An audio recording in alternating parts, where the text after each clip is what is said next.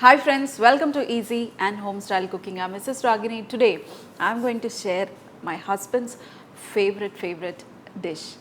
It's nothing but biryanis. Any type of biryanis he loves the most. So dear friends, today I'm going to show you a biryani, and this biryani we are going to make it with mutton, not the mutton biryani. We are going to make keema balls biryani. This is also a dum process. If you want, you can cook it either dum or you can cook it along with the gravy also. Actually, I used to cook it in the pot, but today I don't have the pot, so I'm using the regular, pan. In this we are going to make our biryani, dear friends. If you have the pot, then you can make this dish in the pot. It will enhance the taste of the biryani. To start off with, first we are going to make the keema balls. So here I have the keema, that is the mince meat. Put it in a blender and made it into a nice fine mince. In this we are going to add finely chopped garlic and salt and some chili powder and also garam masala to it. If you want, you can give your own spices also, whichever way you want to make your keema balls, you can make it that way. And now we are going to mix this. Instead of adding ginger garlic paste in the mincemeat, dear friends, I added finely chopped garlic. So you can see, dear friends, I mix this mixture nicely, and now you can just apply little bit of water or oil to your hands so that it won't stick when you try to make the balls. So take small mixture. We are going to make a nice roundels. You can make it into oval shape also if you want. Make it and put it. I am going to make the rest of them, and then we are going to start our cooking process. This is the balls which are ready.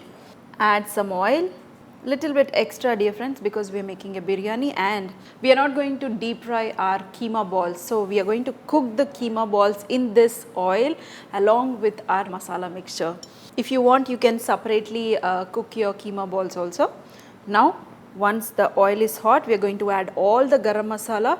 You all know what we use for our biryani. The same things: some bay leaf, cardamom, cinnamon stick, cloves, shahi jeera, some star anise and biryani ka phool. We are going to add everything, and also some onions and some green chillies. And to this biryani, dear friends, we are not going to add any chili powder, just the green chillies itself to give spiciness to our biryani. Ginger garlic paste. We are going to add some mint also and coriander, and now we are going to add the keema balls. Just arrange it and immediately don't try to mix it, dear friends. Slightly rotate this. We are going to cook this for just 5 minutes in this oil, and then we are going to add the yogurt. Dear friends, totally I cooked the keema balls in this oil for 5 to 8 minutes in a very slow flame. And now we are going to add the yogurt, and we are going to cook in this yogurt also for another 8 minutes. Then our meatballs will cook perfectly. You can add very little water. We are going to cover this and we are going to cook this for 8 to 10 minutes. And here in another bowl I have taken some water. We need to cook the rice. So today, as I said, I am cooking in a dum process. So for dum process we need to cook the rice separately. So here I have the water which I kept it ready, and we are going to add salt. Once this comes to a boil, we are going to add the rice. So friends, here the water is getting boiled. Now we are going to add the rice. If you want, you can add some lemon juice and even some oil to it, but I usually don't add oil to this because I already added extra oil in the curry. And now we are going to cook the rice till it is 70 to 80% done, and then we are going to drop it into our meatball mixture. So friends, here you can see our rice is getting cooked. Just take one grain and try to break this. It should break. This is perfect. It should be slightly the al dente type. And now switch off the flame. Just transfer onto a strainer. There should not be any moisture, dear friends. And here our curry is also ready. And now we need to put the rice on top of our meatball mixture, and then we are going to cover this and cook, as you know, the dum process for 15 to 20 minutes you can cook. So friends, here the rice is ready and here our mixture is also cooked. Why we are cooking? Because we have added the raw meatballs, so that's why I'm cooking the gravy. Otherwise, if you are cooking the meatballs separately and then you're adding, you can add the curd and all the masalas raw and mix it, and add your meatballs which are sauteed in oil, mix it, and once your rice is done, just put it on top of that. So today, dear friends, I did not deep fry the meatballs. That's why I'm cooking like this. So either way you can do it. You can just deep fry it separately, marinate with our regular curd and all the masalas, and just put the rice when it is ready.